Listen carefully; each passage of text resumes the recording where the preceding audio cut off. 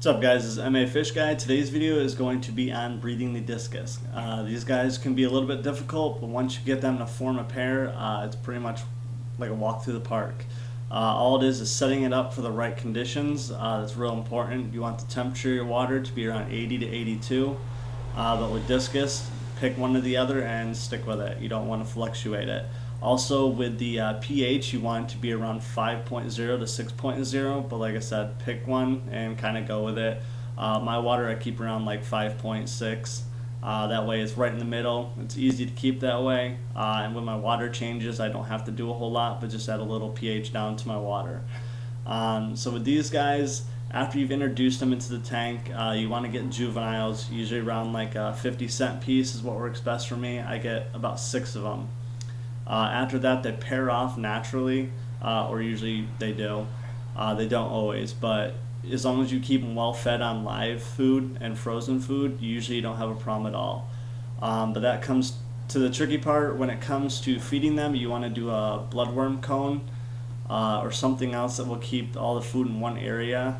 These guys can be a little bit messy eaters. They do prefer to eat, 3, 4, 5 times a day, not just one big feeding. So with these guys, like I said, the bloodworm cone allows them to you to keep all the bloodworms in one area and them to kind of go up and kind of graze as they want to. But like I said, that temperature and the pH are crucial. But even more important is the water quality. These guys hate bad water. I do a 15 to 20% water change on mine daily, and then twice a week I do a 50%. This is very, very important. It's going to help them grow a little bit larger, quicker. It's going to keep them a little bit more healthier, and they're not going to go on their famous hunger strikes, as people call it, because once that water quality dips below a certain liking that they have, they'll stop eating completely for you, and you could lose $200 to $300 in fish overnight. It's real easy to do. When it comes to these guys, like I said, after they form the pair, you want slate plants, broadleaf plants, clay pots. Mine usually breed either on the side of the glass of the aquarium or the clay pots that I have. I haven't really had a whole lot breed on a slate rock, but once they do breed, they're very, very protective over these eggs. You want to separate them from other community fish, other discus that you might have in the aquarium. What I do is I actually put up a aquarium divider that's like a mesh that still allows filtration and heating to go through.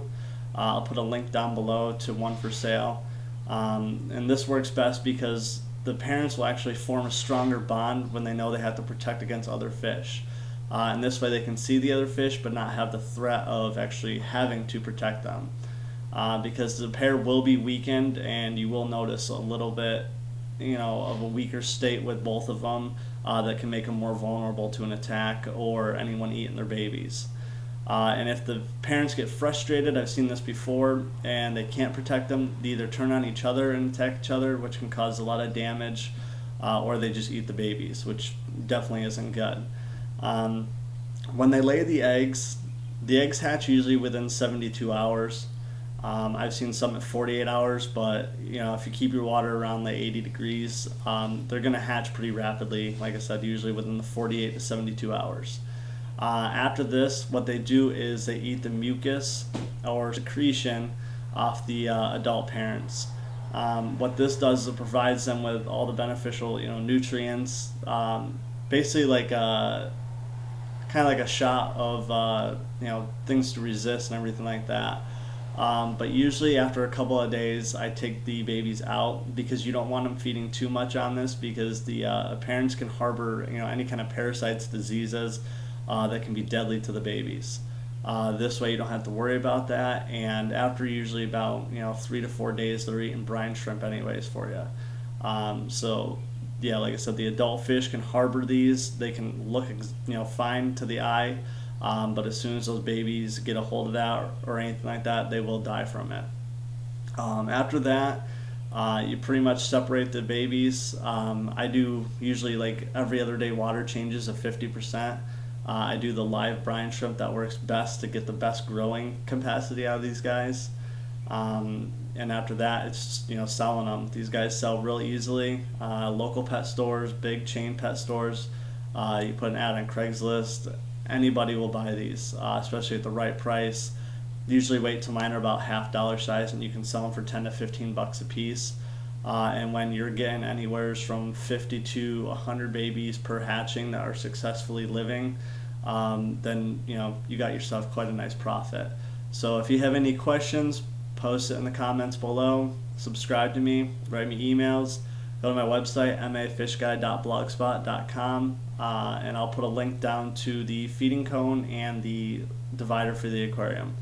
And I look forward to more comments and more video suggestions. Thanks.